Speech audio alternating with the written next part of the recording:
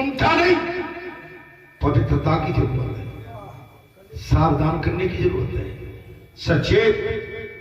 अगर हम कहीं असावधानी में फंसे हैं तो यह सावधान किया जाता है, समझे महाराज।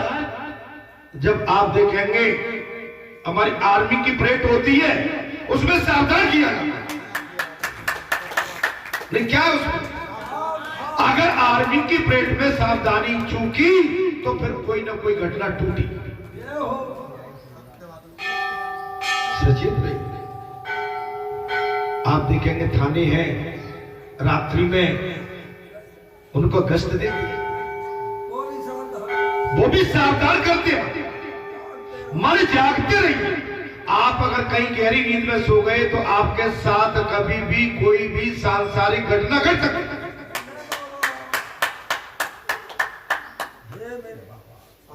आंख बंद करके नहीं, आंख खोल के रहिए माने। अर्थात कथा में प्रसंग आ गया महाराज, ईश्वर में मन सतत संलग्न रखना चाहिए। मानसी सेवा श्रेष्ठ मानी गई है। कथा में प्रसंग मानसी सेवा, जी हमने भले ही माला डाल ली है, ये तो हमने दिखाने के लिए माला डाली है नहीं, लेकिन वास्तव में जो माला सही डाली गई है कैसे, मन से। आओ तो ध्यान हो, मैं कभी माला बहुत जल्दी डालता नहीं बोले। आज ये माला सवेरे मेरे हाथ पड़ी तो मैंने 3-4 बार इसको उठाया, देखा क्या किया मैंने, मैं फिर रख दूं, फिर मेरा मन हो कि मैं गले में डालूं, लेकिन मेरा मन फिर हो कि नहीं नहीं, लेकिन डाल।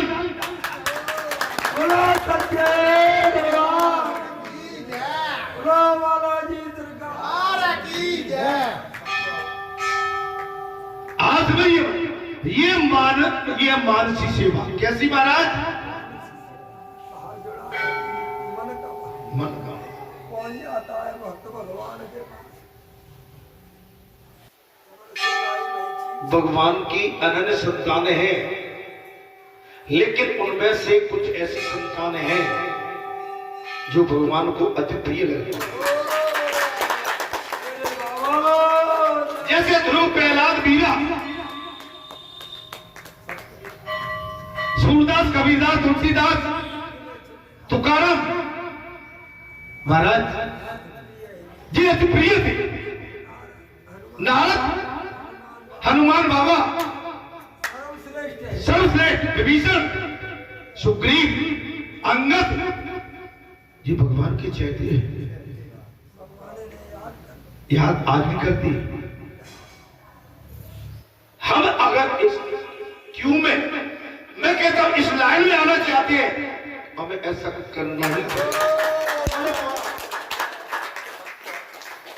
हमें डॉक्टर बनना है तो पूरी पढ़ाई करनी पड़ेगी, और एमबीबीएस करके आपको एमडी करना पड़ेगा। एमडी करेंगे, पीजी के बाद ही आपकी दुकानदारी अच्छी चलेगी, नहीं तो फिर। अर्थात प्रातः काल उठकर ध्यान करो। नारद जी ने कह दिया ना, नारद जी ने ध्रुव जी से, बेटा ध्रुव प्रातः काल उठकर ध्यान करो कि तुम गंगा के किनारे बैठे हो।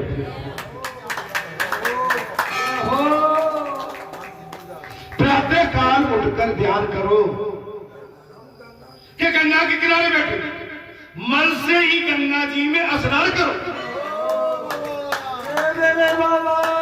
मैंने कल क्या किया था, अब अभिषेक जाकर रहे, लेकिन मान लो कि हम कुंभ में बैठ के ही अभिषेक कर रहे। कल आपने क्या कहा,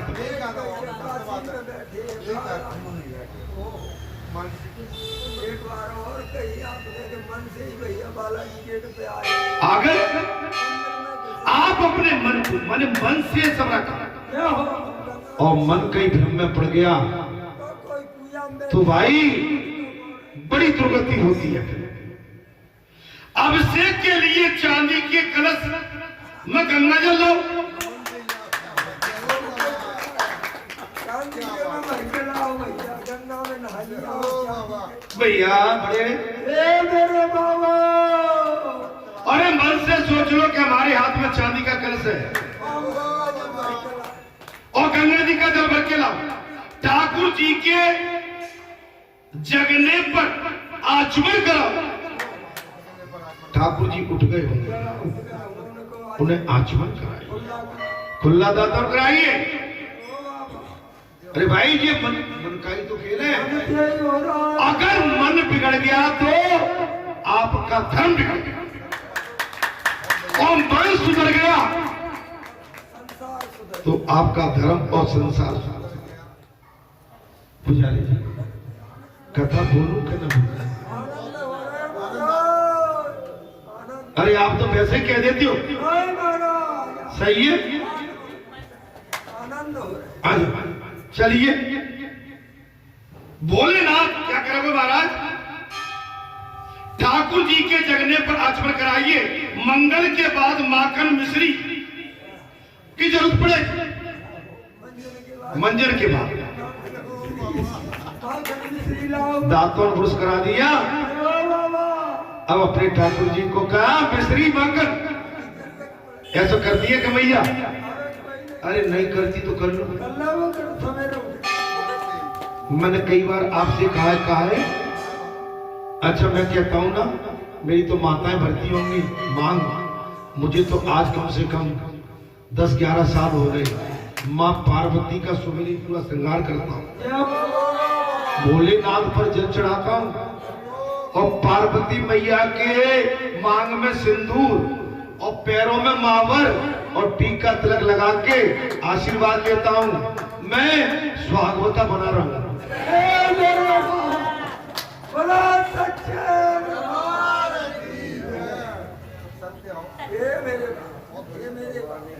ऐसा कोई है क्या?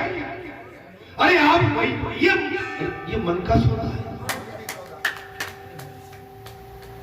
ये मन का खेल है। महाराज माखन मिश्री की जरूरत पड़ेगी। भोलेनाथ शंकर को कुछ नहीं चाहिए। कन्हैया भगवान शंकर को कुछ नहीं चाहिए। साफ कह दिया नारद जी ने, बेटा पुत्र नारद, किंतु कन्हैया तो सभी कुछ चाहते हैं। कन्हैया को तो सब चाहिए। आज मिश्री भी आई है। अरे तुम उधर कहाँ ले गए भाई?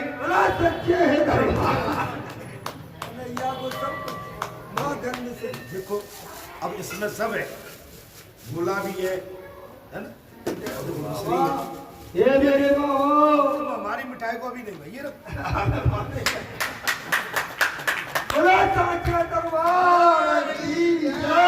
आप बताए भैया, यहाँ इधर उधर करोगे तो कन्हैया तो देखेंगे हमारी चीज का। महाराज कन्हैया को सब कुछ चाहिए ठाकुर जी के। अच्छा मंजन के बाद माखन मिश्री की जरूरत पड़ेगी और भोलेनाथ शंकर को कुछ भी नहीं चाहिए, किंतु कन्हैया को तो सभी कुछ मांगता, सब चाहिए। किंतु कृष्ण को स्नान कराओ, मन से स्नान। ये मानसिक पूजा है। ये ध्रुव जी को ज्ञान दे दिया नारद जी ने कि पहले मानसिक पूजा करिए। शंकर को तो महाराज शीतल जल से स्नान करा दो। भगवान शंकर को अगर आपने एक लोटा जल चढ़ा दिया, आपके पूरे दिन की पूजा हो। ये शास्त्रों में भी दिया है। भगवान शंकर को आपने एक लोटा जल, एक पात्र भर के जल चढ़ा दिया, आपकी सेवा पूरी हुई। महाराज नाथ जी कहते हैं किंतु बाल कृष्ण को तो महाराज उष्ण जल, थोड़ा गुनगुना, ज्यादा ठंडा नहीं हो। शंकर भगवान को कैसा और कन्हैया को कैसा? गुनगुना। श्रृंगार कराओ, फिर ठाकुर जी का श्रृंगार भी कर डालो, मन से चली गई। ये नारद जी ध्रुव जी को मानसिक सेवा का स्वरूप समझा रहे हैं। श्रृंगार न करने पर भी कृष्ण तो सुंदर लगते हैं।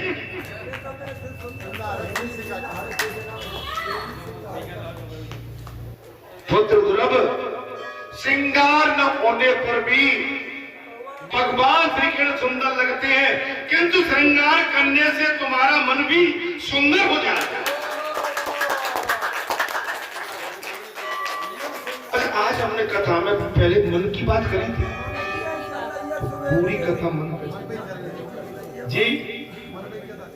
अब आप बताइए भाई, लिंक तो कहीं न कहीं है भाई। महाराज, अपने विकृति मन को सुधारने के लिए श्रृंगार, अपने विकृति मन हमारा खिन्न भिन्न है, उसको संभालने के लिए भगवान का श्रृंगार कर। अर्थात अगर हमारा मन विचलित है संसार में, कुछ बालाजी धाम बनाया है, यहाँ पर आ जाइए। आपका मन यहाँ पर विचलित भी होगा तो मन आपका यहाँ पर एक चित्त होकर प्रसन्न हो जाएगा। क्यों? कि कथा का प्रभाव पड़ता है। ठीक है महाराज, श्रृंगार से ही समाधि सा आनंद मिलता है। श्रृंगार करिए भगवान। जैसे आप, ये तो भगवान है, जैसे हम आप कपड़े अपने लिए बनवाते हैं अपनी इच्छा अनुसार। नहीं, ये कपड़े होना चाहिए, कलर ये होना चाहिए, हमारा इस तरह का गमछा, इस तरह का हमारा कोई भी वस्त्र हो। हमारी माताएं दुकान पे जाती है, एक साड़ी नहीं 50 साड़ी खोलती है, 50 में से एक बड़ी मुश्किल में खरीदती है। हम आप जैसे पुरुष एक बार गए, 2 कपड़े देखे, बोले और ठीक है इसको दे दो, कौन मत चल नहीं है महाराज। श्रृंगार के बाद भगवान को सुंदर भोग लगाकर के तिलक करो, ये मानसिक पूजा है।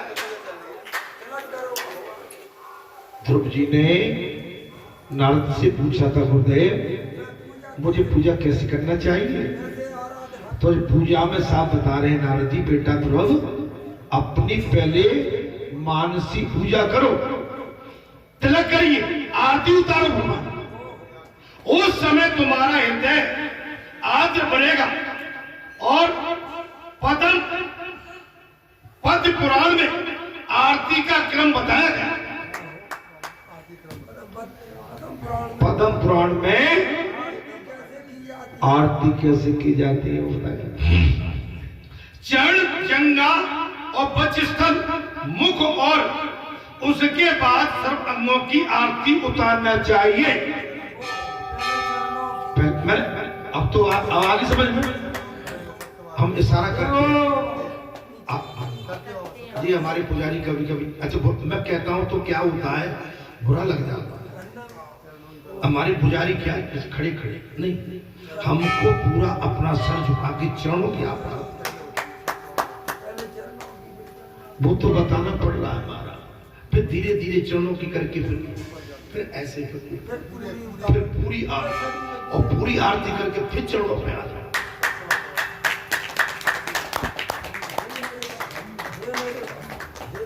खड़ी खड़ी आरती।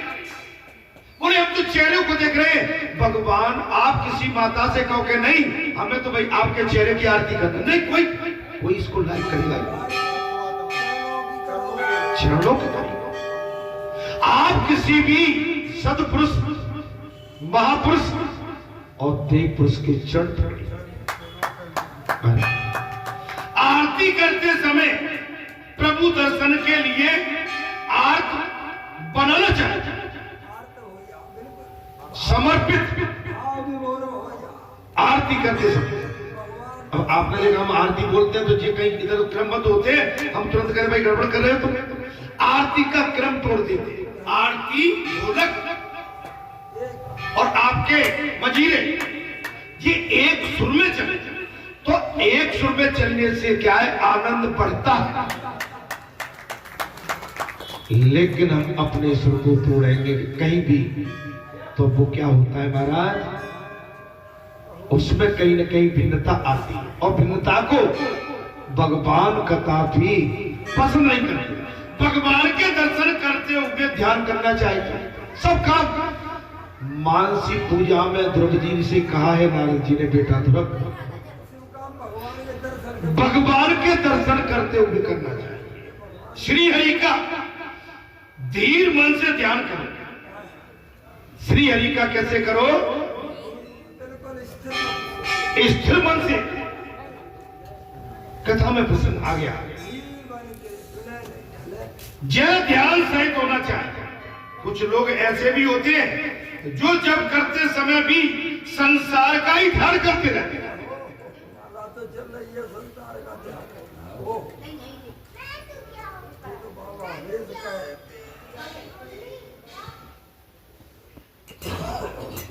कुछ लोग ऐसे भी होते हैं जब करते हुए संसार का ध्यान। देखिए अभी हम जब कथा में बैठे हैं, हमारा मन केवल कथा पर, व्यक्ति विशेष पर कथा की नहीं। यहाँ पर सभी भगवान के माने दास बैठे हुए हैं और भगवान के दास के अंदर हमको भगवान को ही देखना है। हमारा मन कैसा होना चाहिए?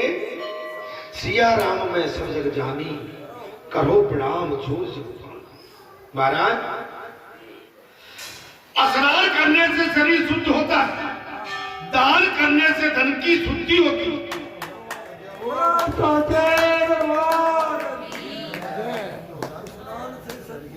स्नान से शरीर शुद्ध होता है और दान से धन की शुद्धि होती है और ध्यान से बल की शुद्धि होती है।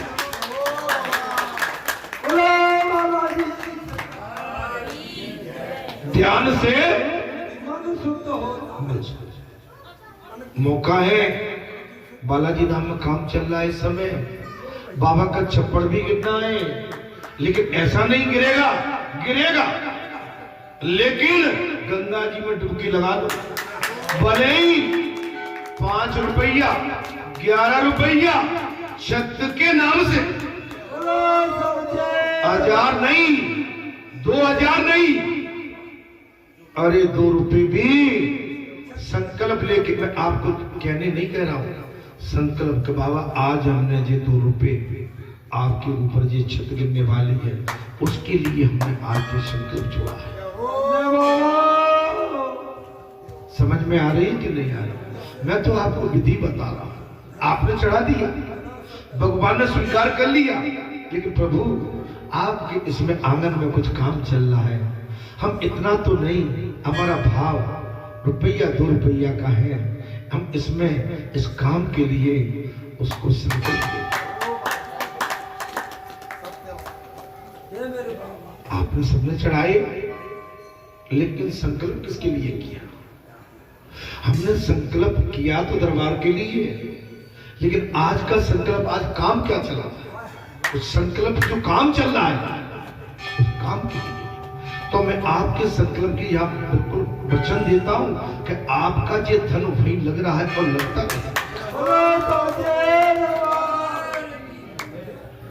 धन से, दान से धन की शुद्धि और ध्यान से मन की शुद्धि होती है बेटा। ध्रुव जप और ध्यान एक साथ होना चाहिए।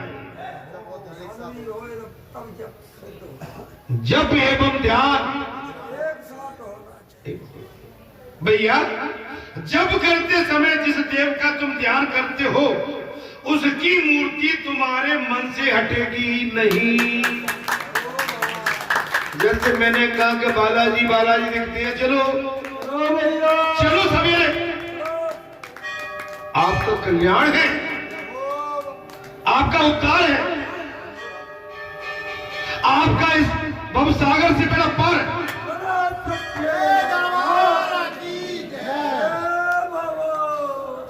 आपका ध्यान अर्जुन की तरह निशाने पर ठीक होना चाहिए। आपका हमारा ध्यान मणिधारी सर्प की तरह अपनी मणि पर होना चाहिए, अपने उद्देश्य पर होना चाहिए। आपका संकल्प क्या है? चिड़िया चुग गई खेत, अब पछताए होत का। समय निकल चुका है, समय अब हम हमारे पास तकरार करने का नहीं है, भगवान के चरणों में ध्यान करने। बहुत कम समय बचा है, अगर हमने टकरार कर ली महाराज तो फिर हमारा जब किया दिया बन उलझ जाओगे उसी। दान किया तो सही, पैसा जमा तो किया दान का, लेकिन वो पैसा हमने फिर उसमें से निकाल के उधर फिर लौटा दिया, तो बचा क्या आपके पास महाराज? उसकी मूर्ति तुम्हारे मन से हटेगी नहीं। जीव से भगवान का नाम लिया जाए और मन से भगवान का स्मरण किया जाए, आंखों से उसके दर्शन किए जाए और कानों से उसका श्रवण किया जाए।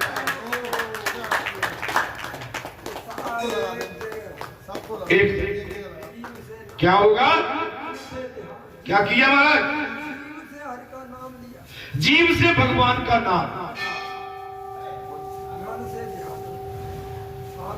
और मन से भगवान का स्मरण और आंखों से दर्शन और कानों से श्रवण पाठ। बेटा ध्रुव, मैं तुम्हें एक मंत्र और दे रहा हूं।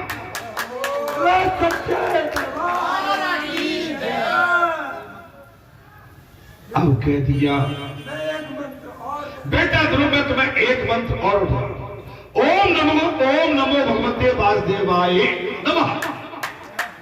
बेटा ध्रुव, मैं तुम्हें एक मूल मंत्र देता हूं। अब ओम नमो भगवते वासुदेवाय नमः।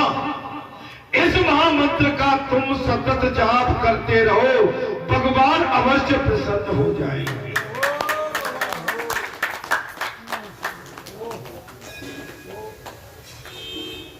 मन में खिन्नता नहीं, पवित्रता। मुस्कुराते रहिए, अगर मुस्कुराहट चली गई तो आपका सब कुछ चला गया। और मुस्कुराहट चेहरे पे, हृदय गदगद है और मन में कोई किसी तरह का माने कोई किंतु परंतु नहीं है, सब चंगा। अर्थात मेरा आशीर्वाद है तुम्हारे साथ। अब क्या कहना है? ये सब बता। अच्छा एक बात बताओ, गुरु ने बताया कि नहीं बताया? अब गुरु ने जो बताया, गुरु के बताए अनुसार इसमें अगर हमने अपनी लकीर मारी तो क्या? अगर आपको किसी महापुरुष से संबंध बनाने हैं, हमको आपको किसी सत्पुरुष से संबंध बनाने हैं, तो संबंध तो बन जाएंगे, लेकिन संबंधों को निभाना बहुत कठिन है। आप अपने गुरु से प्रश्न का उत्तर अगर नहीं आता तो पूछ सकते हो, बिल्कुल स्वतंत्रता है। लेकिन गुरु ने जो उत्तर दिया है, अगर वो आपने अमान्य किया तो वो क्या है महाराज? वो दोष नहीं। भाई प्रश्न गुरु ने पूछा, उत्तर आपने महाराज, और उत्तर आपने अगर ठीक नहीं दिया तो दोष लगेगा। इसलिए यही तो पढ़ाई है। आचार्यों में, आचार्यों के जितने भी स्थान हैं और जितने भी कॉलेज स्कूल हैं, जितने भी विद्यालय महाविद्यालय हैं, प्राथमिक माध्यमिक, LKG, UKG and lower KG, उनमें यही तो पढ़ाई है भाई। हम आप अगर उन जगह पढ़ने नहीं जाते तो हमें ज्ञान कैसे प्राप्त होता? अगर बालाजी धाम ग्राम पर्यटन नहीं बना होता तो हमको सत्संग का ज्ञान कहां से प्राप्त होता? पुजारी जी बोलो बेटा, मेरा आशीर्वाद तुम पर है। तुम 6 महीने में भगवान तुम्हें मिल जाएंगे। तुम्हें बेटा ध्रुव 6 महीने में भगवान मिलेंगे। केवल तुम इतनी बात कर लेना। पुजारी जी, तो अपने गुरु का मार्गदर्शन मिला है, अपने गुरु से जो प्रेरणा मिली है, उस मार्गदर्शन में हमको चलना है, तभी मिलेंगे कि नहीं? और आप हम उससे हटके गए तो क्या होगा? जन्म कर लगे रहो कुछ जीवन रात भर पीसा और पारी में सकेला। आप सभी समझदार हैं, बुद्धिजीवी हैं, मुझसे भी अधिक जानते हैं, मुझसे भी अधिक पढ़े लिखे हैं, लेकिन मुझे जो पढ़ाई मिली है मैं वो आपको अपनी पढ़ाई, अगर वास्तव में आप पढ़ने आए हो तो इस पढ़ाई को पढ़ो। आप कभी फेल नहीं हो। और कई संसार की पढ़ाई पकड़ ली तो फिर साफ कह दिया, बेटा तुम्हें 6 महीने में भगवान मिल जाएंगे। संचित प्रारब्ध कर्म को जलाने के लिए, संचित प्रारब्ध कर्म को जलाने के लिए 3 जन्म लेने पड़ते हैं। और प्रारब्ध ये नारद जी ने कहा है ध्रुव जी से। हमारे संचित कर्म बड़े कथा शायद आपको अच्छी लग रही होगी। ये नारद जी ने ध्रुव को बताया, बेटा ध्रुव संचित प्रारब्ध कर्म को जलाने के लिए 3 जन्म लेने पड़ते। अगर हम कहीं गिर गए तो हमें 3 योनियों में क्या 84 योनि में भुगतना पड़ेगा। महाराज गीता जी में भगवान ने कहा कि कई जन्मों के बाद जीव मुझे प्राप्त करता। 4 जन्मों के बाद भगवान मिल गीता में साफ कह दिया, गए जन्म बोले कई जन्मों के बाद जीव मुझे प्राप्त करता। विद्वानों ने या ऐसा अर्थ किया है कि महाराज ब्रह्मधाम अर्थात 3 जन्म है। ब्रह्म नाम अर्थात 3 जन्म है। अपने कर्मों के क्षय के लिए योगी और ज्ञानियों को 3 जन्म लेने पड़ते। ये तो योगी और ज्ञानियों अपने जन्मों कर्मों को नष्ट कर देंगे। जो हमारे योगी है। हम आप भले जब बैठा बालाजी धाम में बैठी है, अगर हमने कहीं भी कुर कसर छोड़ी तो 3 जन्म हमारे तय है। किंतु भागवत में वर्णित ध्रुव क्षेत्र में कहा गया है कि जब करने से 6 महीने में भगवान मिल जाए।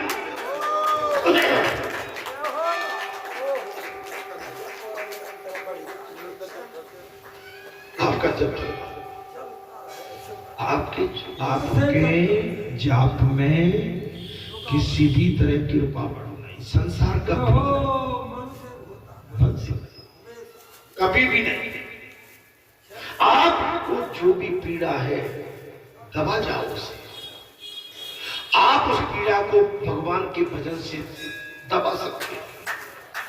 आप क्रोध करके, कलेश करके और मन को मैला करके अपनी पीड़ा को नहीं दबा पाते। अच्छा दबा लो।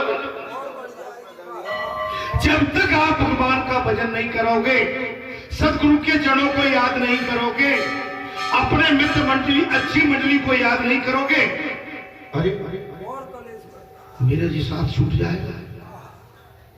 इतना उत्तम स्थान, मेरा साथ छूट जाएगा। मैं यहाँ पर भगवान का भजन करता हूँ, इनके बीच में राम भजन करता हूँ, कीर्तन करता हूँ, मैं कथा कहता हूँ। अगर मेरे मन में कहीं कुंठा आ गई व्यासपीठ में बैठे बैठे, तो मेरे साथी, ये मेरे भजन जितनी भजन मंडली है, ये मुझसे छूट जाएंगे। हाय राम, मैं अमेरिका कैसे जाऊं? मैं अमेरिका जाता हूं तो मेरा साथ बिछुड़ जाता है। मैं एक बात बता, ऐसा सोचते रहो ये सोचिए, तो जुड़े रहो। किसी को जहाज में घूमना क्या अच्छा नहीं लगता, लेकिन जहाज अच्छा नहीं लगता, मुझे भजन अच्छा लगता। अगर हमारा भजन चला गया, सब कुछ चला गया। हमारे अच्छे मित्र हमसे अगर कुछ समय के लिए दूर हो गए, ये मन में जो कहीं थोड़ा आता है माहौल, इसे रोको। जी हमारे कल्याण नहीं कर सकते, जी हमारे कमजोर करता है, ये हमारी बुद्धि को कमजोर करता है, बिगाड़ देता है। महाराज ध्रुव जी ने कहा कि भगवान चरणों की छाया मैंने 6 महीने में ही प्राप्त की थी। अब ध्रुव जी ने कह दिया, क्या कह दिया महाराज? ध्रुव जी ने कहा कि भगवत चरणों की छाया मैंने 6 महीने में प्राप्त की थी। ये सही बात है। तुम भी महाराज